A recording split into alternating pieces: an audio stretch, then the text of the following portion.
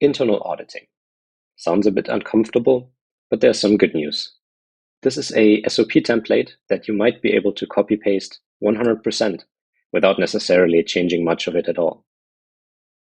So what's this video about, you may ask? First of all, I would like to give you some context to this process. And secondly, there's a QMS record required by this process, the so-called company audit program, which you still need to customize a little bit for your company setup. Starting off with some background information. You have to audit your QMS regularly, and this is the SOP that describes how you do it. The regulatory requirements are in this case actually pretty straightforward.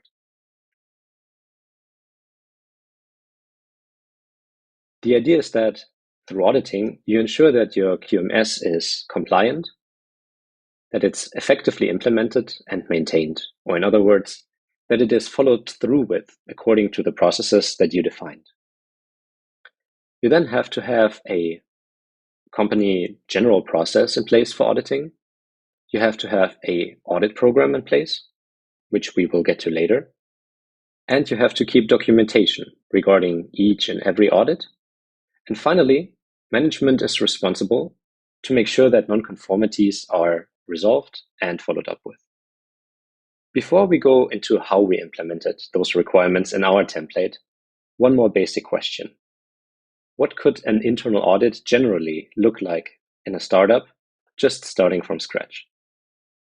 Large companies may very well have some of their own employees going through some additional training to qualify as an internal auditor. Now, obviously, those still cannot audit their own work, their own team, their own work stream. But the point being here is, in the future, you can very well have this role of an internal auditor within your own company. In the beginning, though, it might make sense to hire an external person for that. And that doesn't have to be a super professional regulatory guru.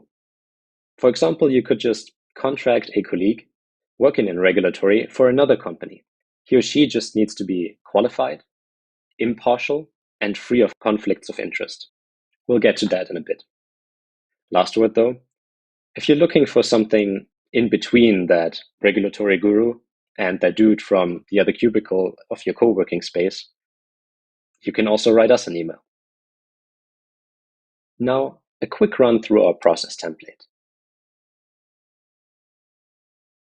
First off, we defined criteria for auditor qualification. This is rather arbitrary, and you can always change it to make it even stricter. We defined what we felt was minimum criteria based on ISO 13485, which says that the selection of auditors and conduct of audits shall ensure objectivity and impartiality of the audit process. Auditors shall not audit their own work. This is also what you will see covered in the next section here as auditing guidelines. As you now know, better don't change any of this, as it directly covers you for 13485 compliance. We then go on to define how non-conformities should be classified. This is something that we came up with based on our own audit experience, and it's not really a hard requirement, so feel free to change any of this if it bugs you. The process itself is actually pretty straightforward. You compile a program to schedule audits for the next few years, you conduct those audits, and you follow up with the results. If your auditor should ever ask, this first step here represents the risk-based approach to your QMS. Typically, you audit sample parts of your QMS every year, so that after about 3 years or so, you've audited your QMS for the entirety of all 13485 requirements. Additionally, though, you might have some more risky processes that you should audit more oftenly, for example, every year. Secondly, here's how you conduct audits. This basically describes all the information that should be found in your audit plan and your audit report. Who participated in the audit, what was audited, and so on. In the last process step, we have two interfaces. One, all major non-conformities should result in a CAPA to make sure that you actually resolve it. That's not a hard requirement that you can find anywhere in the ISO 13485, but it's just best practice as far as we've learned. And second, a summary of all audits conducted throughout the year should be part of your management review. So keep those two other processes in mind. We're now approaching the end. You may have wondered, what's about this audit program? Sounds complex. How do I do it? Do you have a template for that?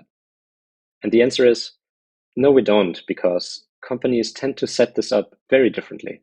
I will show you an example though, which is rather simple. Remember, one way to approach this is that over the course of 3 years, you audit your QMS for the entirety of the ISO 13485. So in our audit program, we wrote down all applicable ISO 13485 sections here, plus the requirements related to vigilance and post-market surveillance from MDD and MDR, plus the QMS core processes, which should be audited every year. We then plan rough audit dates for the next few years and add a lead auditor for those. Finally, don't forget to add a auditing period for that time. And that's it for the record. I hope you got the entire idea. And good luck with your audits.